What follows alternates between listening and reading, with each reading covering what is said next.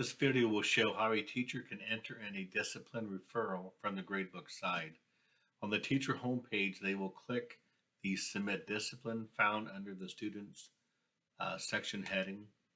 So when I click Submit Discipline, it will list any discipline referrals that the teacher themselves have started. To add a new discipline incident, they click New Discipline Incident button. They select the appropriate building if they have access to multiple buildings. They then can type in the incident name. Student cause disruption in class. So they plug in whatever brief summary. The teacher can also put more details. Scooby-Doo made rude comments during class that caused a disruption. Whatever the description might be. They have up to 19 and 50 characters to enter in. The teacher can also put in a specific time. So if this happened even yesterday or whatever it was, or toward the end of the day, they can report it at that time or any time that they were in gradebook. So if this happened today, and let's say time-wise, this happened around 9 o'clock, and I click done. So they can put in more of the time. They can also give a time frame versus during school hours, after, before, etc.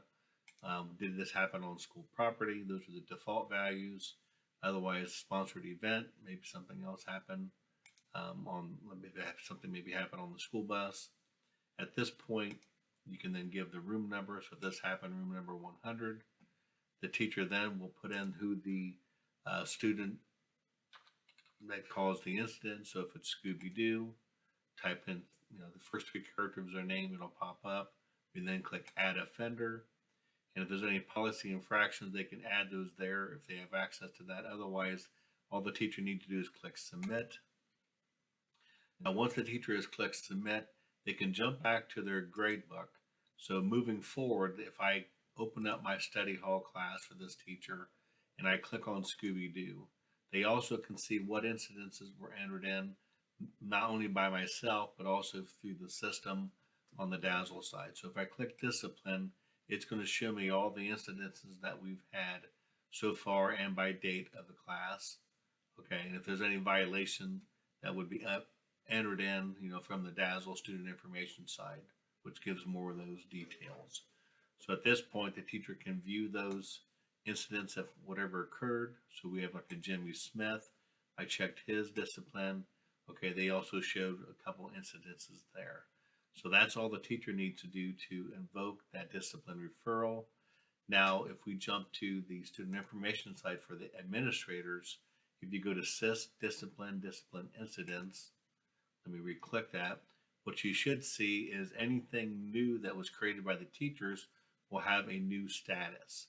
So here's the one that was just created for Scooby-Doo 2.4. And then at that point, you click on Actions, View Edit for that, and then you continue on that discipline process policy that your school has.